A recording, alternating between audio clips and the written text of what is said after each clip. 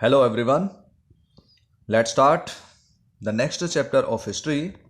The name of the chapter is Nazism and the Rise of Hitler. Nazism.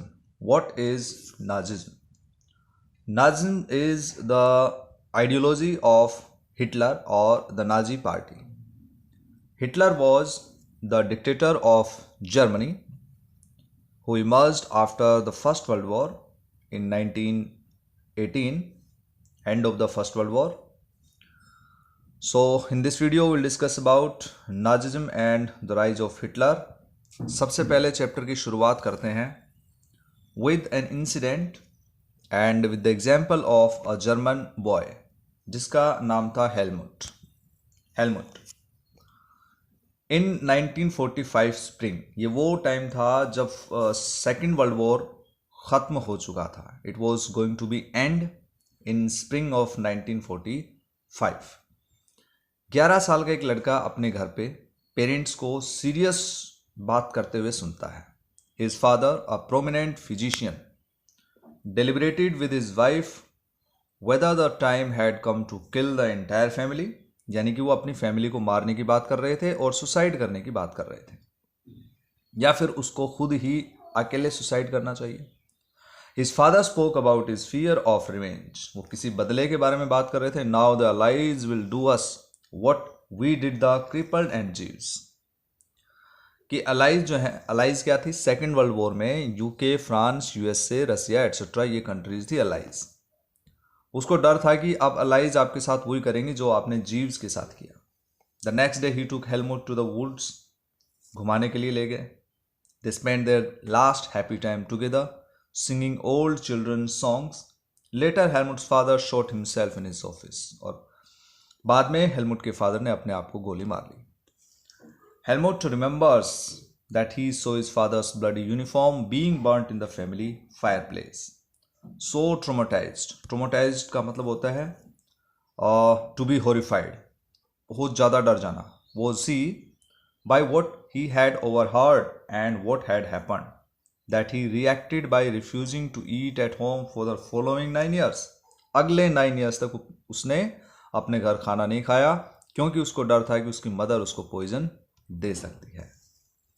Although Helmut may not have realized all that it meant, his father had been a Nazi and supporter of Adolf Hitler. Adolf Hitler was the dictator of Germany, became the chancellor, later the president and finally dictator of Germany. तो उसका father उसका supporter था और क्योंकि Hitler मर चुका था, हार गया था, Germany lost the war in the second world war. तो अब जितने भी नाजीज थे उन सबको यही डर था जो हेलमुट के फादर को था, और इसीलिए उसने सुसाइड कर ली. और ऐसे बहुत सारे नाजीज पीपल ने सेकेंड वर्ल्ड वॉर के बाद में सुसाइड कर ली थी. राइट. इस स्टोरी पे हम दोबारा आएंगे.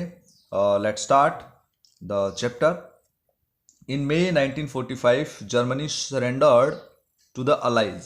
अलाइज जैसे मैंने आपको बताया कि सेकेंड वर्ल्ड वॉर जो है वो टू पावर्स के बीच में हुआ था. राइट. एक तरफ एक्सिस थी और दूसरी तरफ allies. Anticipating what was coming, Hitler, his propaganda minister Goebbels and his entire family committed suicide collectively in his Berlin bunker in April. April में बर्लिन बंकर में हिटलर ने सुसाइड कर लिया. At the end of the war an international military tribunal at Nuremberg was set up to prosecute Nazi war criminals for crimes against peace. जो peace तोड़ने का काम Nazis ने किया उनको सजा देने के लिए इंटरनेशनल मिलिट्री ट्रिब्यूनल बनाया गया न्यूरेमबर्ग में for war crimes and crimes against humanity. Germany's conduct during the war and specially those actions which came to be called crimes against humanity raised serious moral and ethical questions and invited worldwide condemnation. What were these acts? जो Nazis ने किए, जिस तरह के actions उन्होंने लिए जो humanity के अगेंस्ट माने जाते हैं, बहुत ज़्यादा क्रूएल माने जाते हैं, उनके अगेंस्ट अब एक्शन लेने का टाइम था. तो ये किस तरह के एक्शंस थे, किस तरह के काम थे जो नाजीज ने जर्मनी में किए होंगे. So let's discuss about the actions and steps taken by the Hitler and Nazis. Against the people in Germany and against whom, किन लोगों के अगेंस्ट उसने ऐसा किया।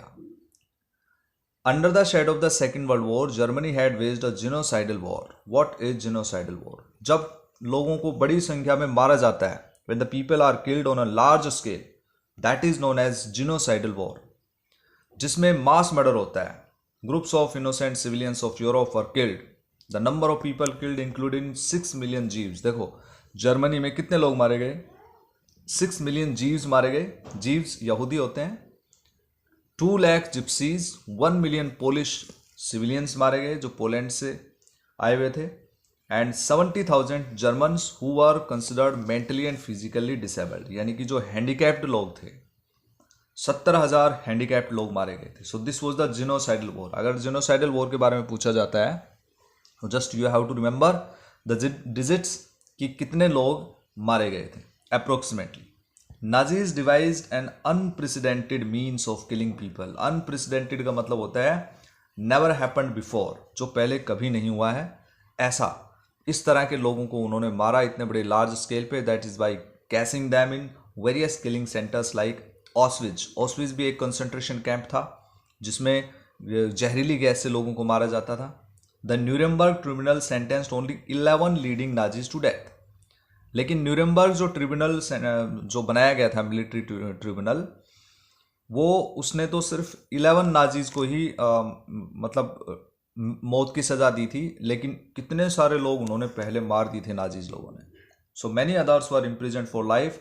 The retribution did come, yet the punishment of the Nazis was far short of brutality and extent of their crimes, कि जो crime उन्होंने किया उसके मुकाबले में तो नाजीज को बहुत ही कम सजा उनको मिली थी। The Allies did not want to be as harsh on defeated Germany as they had been after the First World War। तो जितना हार्श जो बिहेवियर जर्मनी के साथ फर्स्ट वर्ल्ड वॉर के बाद आपको याद होगा ट्रीटी ऑफ वर्सेल्स में किया गया था, उतना इस बार उन्होंने नहीं किया। Everyone come to feel that the rise of Nazi Germany could be partly traced back to the German experience at the end of the first world war, कि जो फर्स्ट वर्ल्ड वॉर के बाद जिस तरह से हिटलर का emergence हुआ था उसी तरह से जर्मनी में किसी और का इमरजेंस हो सकता है, तो इसलिए उन्होंने इतने हार्श जो स्टेप्स थे जर्मनी के अगेंस्ट नहीं लिए। So what was this experience? Let's discuss the chapter further. Birth of the Weimar Republic. So this is the topic one. Birth of the Weimar Republic. Weimar Republic किस तरह से बना, हम इसके बारे में डिस्कस करेंगे। बात करते हैं फर्स्ट वर्ल्ड वॉर से पहले की। During the first world war and before the first world war, it means in the early years of 20th century, Germany was a powerful empire. Alongside the Austrian Empire and against the Allies, England, France, Russia, all joined the war enthusiastically, hoping to gain from a quick victory. Little did they realize that the war would stretch on, eventually draining Europe of all its resources. Germany during the First World War यहाँ पे powerful empire था, और 1914 से 1918 के बीच में जो war हुआ allies और एक्सिस के बीच में, सेंट्रल पावर्स जो थी उनके बीच में, तो ये काफ़ी इम्पोर्टेंट था क्योंकि उन्होंने बहुत जल्दी से विक्ट्री गेट करने के लिए वॉर छेड़ दिया, लेकिन उसके बाद लंबा खिंचता गया। Germany made initial gains by occupying France and Belgium. However the allies strengthened by the US entry in 1917 won, defeating Germany and the Central Powers in November 1918। तो इस तरह से नवंबर 1918 में जो सेंट्रल पावर्स थी, जिसमें कौन कौन सी कंट्रीज थी? One Germany and another was Austria Hungary and another was Turkey. So these three major powers were there in the central powers, which were defeated in November 1918. The defeat of Imperial Germany and the abdication of Emperor gave an opportunity to parliamentary parties to recast German polity. तो जैसे Germany के अंदर जो imperial power था वो हार गया, उसके बाद में जो डेमोक्रेट्स थे उनको मौका मिला। National assembly met at Weimar and established a democratic constitution with a federal structure, और जर्मनी एक फेडरल कंट्री बन गया। नेशनल असेंबली वहाँ पे मीटिंग होती है उसकी, and deputies were now elected to the German parliament और राइक्सटैग। जर्मन पार्लियामेंट को क्या कहते हैं? राइक्सटैग इसको कहते हैं। On the basis of equal and universal votes cast by all adults including women. तो इस तरह से वेमर रिपब्लिक यहाँ बन गया, जर्मनी एक रिपब्लिकन कंट्री बन गया। The Republic however was not received well bye its own people, largely because of the terms it was forced to accept after Germany's defeat at the end of the First World War. The peace treaty at Versailles. अब बहुत सारे लोगों ने इसको criticise भी किया, Weimar Republic को, और इनको नवंबर क्रिमिनल्स के नाम से जाना गया, criminals of the November month. क्यों? क्योंकि वेमर रिपब्लिक बनने के बाद ही 28 जून 1919 को ट्रीटी ऑफ वर्सेल्स पे साइन किए गए, जो जर्मनी के लिए बहुत ही ख़राब थी। It was very harsh and humiliating peace treaty for Germany. इस ट्रीटी के अकॉर्डिंग जर्मनी से 13% ऑफ इट्स टेरिटरीज ले ली गई, 1/10 of its population, it's overseas colonies सब जर्मनी से ले लिया गया। 75% इसका आयरन और 26% इसका कोल फ्रांस, पोलैंड, डेनमार्क और लिथुआनिया को दे दिया गया। और allied powers demilitarize Germany to weaken its power, और इसकी आर्मी को भी कम कर दिया गया। The war guilt clause held Germany responsible for the war and damages the allied countries suffered. Germany was force to pay compensation, और war में जितना नुकसान हुआ उसके कंपनसेशन के फॉर्म में जर्मनी को 6 बिलियन पाउंड देने थे। The allied आर्मीज also occupied the resource rich Rhineland, और अलाइड ने राइनलैंड पे भी कब्जा कर लिया, जो काफ़ी ज़्यादा मिनरल्स के लिए फेमस था। And many Germans held the new Weimar republic responsible for not only the defeat in the war but the disgrace at Versailles. तो वर्सेल्स ट्रीटी में जितनी बेइज्जती जर्मनी की हुई, जितना उसको कुछ खोना पड़ा, उस सब के लिए जिम्मेदार माना गया वेमर रिपब्लिक को। अब आते हैं the effects of the war. War का इफेक्ट क्या पड़ा? सबसे बड़ा इफेक्ट तो आपको दिख गया ट्रीटी ऑफ वर्सेल्स। कि ट्रीटी ऑफ वर्सेल्स के अकॉर्डिंग जर्मनी को कौन कौन सी चीज़ें जो है उनसे हाथ धोना पड़ा या उनको गंवाना पड़ा, और साथ में जो वेमर रिपब्लिक नया बना था उसके ऊपर क्या हो गया? ब्लेम आ गया कि सब वेमर रिपब्लिक ने ही किया था। So those who supported Weimar Republic, mainly socialist, Catholics and Democrats, ये लोग क्या थे? वेमर रिपब्लिक को, इसको वेमर रिपब्लिक इसलिए कहते हैं क्योंकि ये वेमर नाम की जगह पे मीटिंग हुई थी नेशनल असेंबली की, और इसको बनाया गया था इसलिए। तो ये लोग इनके फेवर में थे and became easy targets of attack in conservative nationalist circles. तो कंजर्वेटिव जो नेशनलिस्ट थे उन लोगों ने इनके ऊपर अटैक किया, कि ब्लेम किया कि इन लोगों की वजह से जर्मनी की ये हालात है। They were mockingly called the November criminals. This mindset had a major impact on the political developments of early 1930s as will soon see. हम जल्दी इसके बारे में डिस्कस कर रहे हैं।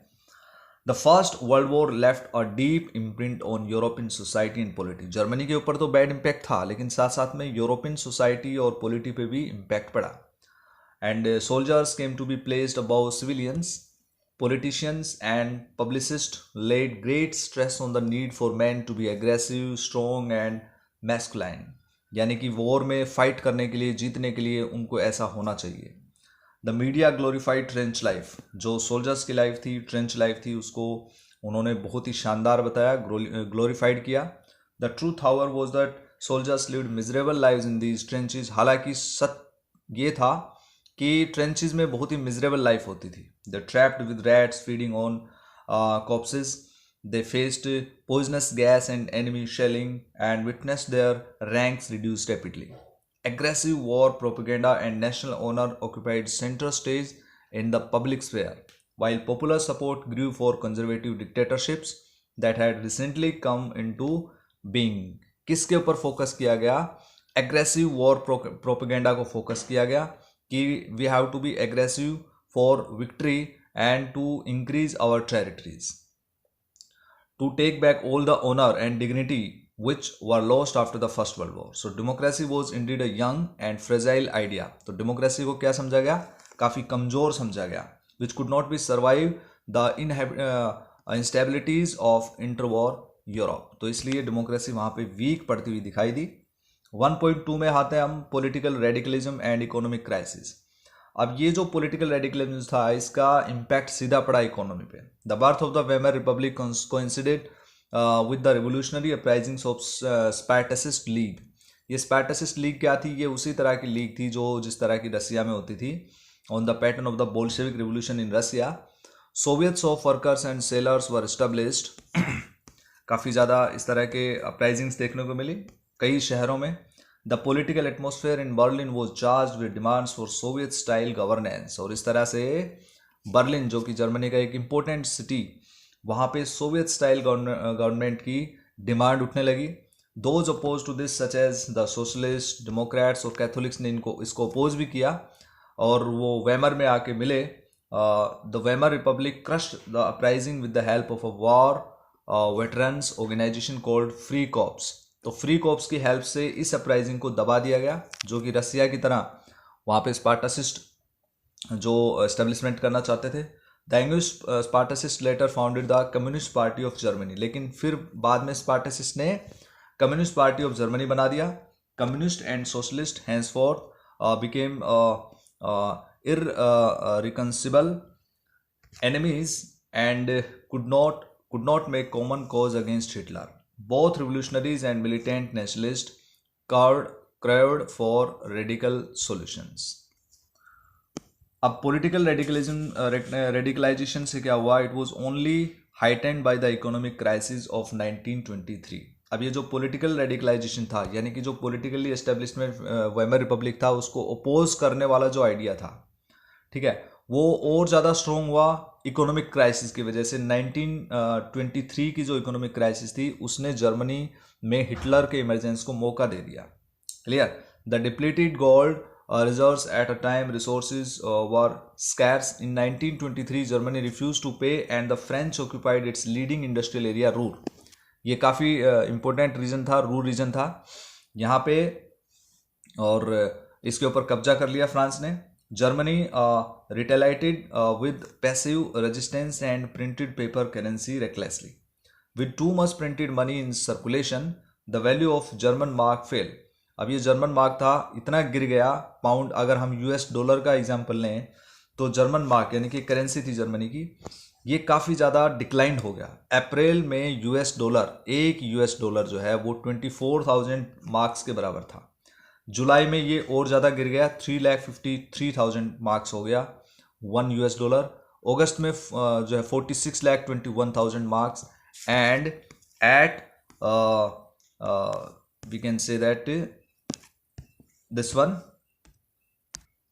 December month it was 99 crore 88 lakh 60,000 marks. By December the figure had run into trillions, और बाद में ये और ज़्यादा बढ़ता गया। As the value of the mark collapsed, prices of goods soared. क्योंकि जैसे जैसे मार्क जो है उसकी वैल्यू गिरती गई, प्राइसेस बढ़ती गई। The image of German carrying catalogs of currency notes to buy a loaf of bread was widely publicized, evoking worldwide sympathy. दुनिया की सिंपैथी लेने के लिए इस तरह के पेंटिंग्स और जो इमेजेस हैं वो आने लगी, कार्टून्स और कैरिकेचर्स आने लगे कि किस तरह से इतने सारे मार्क्स लेके और थोड़ा सा सामान खरीदने के लिए लोग मार्केट्स में जाते थे। So this crisis came to be known as hyper inflation, यानी कि महंगाई बहुत ज़्यादा बढ़ जाना, करेंसी का गिर जाना, हाइपर इन्फ्लेशन होता है। A situation when prices rise phenomenally high. Eventually, the Americans intervened and bailed Germany out of crisis by introducing the Davis Plan. ये जो Davis Plan आया था, इससे क्या हुआ था? ये जो प्लान था इससे जर्मनी को क्राइसिस से फ्री करवाना था, which revoked the terms of reparation to ease the financial burden on German. So Dawes plan जो है इसके बारे में हम नेक्स्ट वीडियो में डिस्कस करेंगे। जस्ट यहाँ पे आपको इतना समझना है कि ये जर्मनी को इकोनॉमिक क्राइसिस से बचाने के लिए डेव्स प्लान ये अमेरिका जो है लेके आया था। अब चलते हैं आगे, the years of depression. Years of depression में हम पढ़ रहे हैं यहाँ पे 1929 से और 1932 के बीच में जो डिप्रेशन आया, economic crisis in the world, it is also known as great depression. तो इसका जर्मनी पे क्या इम्पैक्ट पड़ा? सबसे पहले तो इसकी शुरुआत जो है वॉल स्ट्रीट एक्सचेंज से होती है। 1929 में, और इतने ज़्यादा शेयर बेचे गए, एक अकेले 24 अक्टूबर को 13 मिलियन शेयर जो हैं वो बेच दिए गए थे। तो ग्रेट इकोनॉमिक डिप्रेशन है, इसका पूरे दुनिया पे इम्पैक्ट था लगभग। और the national income of USA fail by half, factory shut down, exports fail, farmers were badly hit and speculators withdrew their money from the market. और इसी तरह से शेयर्स यहाँ पे बेचे जा रहे थे। तो यूएस इकोनॉमी तो बिल्कुल क्रैश हो चुकी थी, जर्मनी पे इसका और ज़्यादा इम्पैक्ट पड़ा। 1932 तक industrial production was reduced 40% of the 1929 level. इसके बाद वर्कर्स की जॉब चली गई और उनके वेजेस जो है काफ़ी घट गए। The number of unemployed touch the unprecedented 6 million, और इतने ज़्यादा बेरोजगार जर्मनी में हो गए 6 मिलियन। और गलियों में जो है बेरोजगार घूमने लगे और अपने गले में लटका के कि willing to do any work, कोई भी काम उनको मिल जाए वो तैयार हैं, इस तरह के वो गले में बैजेज लटका के घूम रहे थे। अनएम्प्लॉयड यूथ्स प्लेड कार्ड्स और simply sat at street corners और desperately queued up at the local employment exchange as jobs disappeared, क्योंकि जॉब्स बची ही नहीं थी, इसलिए इतना बुरा हाल जर्मनी का हो चुका था। तो इकोनॉमिक क्राइसिस जो थी इसने डीप एंग्जाइटी जो है क्रिएट कर दी और लोगों में डर जो है वो क्रिएट कर दिया। Middle classes specially salaried employees and pensioners so their savings diminish when the currency lost its value, और इनकी जो सेविंग्स थी वो खत्म हो गई जिनके पास ऑलरेडी सेविंग थी। Small businessman, self employed and retailers suffered as their businesses got ruined, और उनके जो बिजनेस थे वो पूरी तरह से बर्बाद हो चुके थे। These sections of society were filled with the fear of proletarianization. Proletarianization एक ऐसी सिचुएशन होती है जिसमें बहुत ज़्यादा ही गरीबी की सिचुएशन आ जाती है। Anxiety of being reduced to the ranks of the working class were still the unemployed. Only organised workers could manage to keep their hands above water, but unemployment weakened their bargaining power. Big business was in crisis. The large mass of peasantry was affected by a sharp fall in agriculture prices, and women, unable to fill their children's stomachs, were filled with a sense of deep despair. तो इस तरह से हम देखते हैं कि Germany में कितना बुरा इम्पैक्ट जो है ग्रेट डिप्रेशन का हुआ और कितने सारे लोग भूखे मर गए और साथ में अनएम्प्लॉयड हो गए और जॉब्स जो है वो बची नहीं थी। The Weimar constitution had some inherent defects which made it unstable and vulnerable to dictatorship. One was proportional representation. This made achieving a majority by any one party a near impossible task. और इस तरह की situation में लोगों को कोई ना कोई सहारा चाहिए था। साथ में आर्टिकल 48 का यूज यहाँ पे हुआ, which gave the president the powers to impose emergency, suspend civil rights and rule by decree. Within its short life, the Weimar Republic saw 20 different cabinets lasting on an average 239 days. और इस तरह से ये instability थी और article 48 का इतना use हुआ जिससे लोग बड़े परेशान हो गए, क्योंकि इससे सिविल राइट्स को सस्पेंड किया जाता था। डिक्री लाके, डिक्री का मतलब एक अध्यादेश होता है जो बिना पार्लियामेंट की असेंट के राष्ट्रपति जो है वो इस कानून को ला सकता है। तो आर्टिकल 48 भी एक बड़ा डिफेक्ट था वेमर रिपब्लिक को अनपॉपुलर बनाने में। आपको समझ में आ रहा होगा। Yet the crisis could not be managed. People lost confidence in the democratic parliamentary system, which seemed to offer no solution. और अब ऐसा लग रहा था कि अब कोई solution इसका दिखाई नहीं दे रहा है। तो डियर स्टूडेंट्स, आपको यहाँ तक समझ में आया कि जर्मनी ने किस तरह से फर्स्ट वर्ल्ड वॉर में हारा। उसके बाद ट्रीटी ऑफ वर्सेल्स होता है। ट्रीटी ऑफ वर्सेल्स के बाद में कैसे हमने डिस्कस किया कि जर्मनी में कौन कौन सी सिचुएशन जो है वो 1929 तक आई और क्राइसिस तक हम यहाँ पे आ गए और क्राइसिस का इम्पैक्ट भी हमने देख लिया और साथ में पॉलिटिकल डिफेक्ट भी यहाँ पे देख लिया। वेमर रिपब्लिक के अंदर क्या पॉलिटिकल डिफेक्ट था। अगले वीडियो में हम डिस्कस करेंगे about the Hitler's rise to power और ऐसी कंडीशंस में कैसे हिटलर ने इमर्ज किया और किस तरह से वो पावर में आया। तो तब तक के आप इसको जो है रिवाइज करें और पढ़ें। Thank you, have a nice day.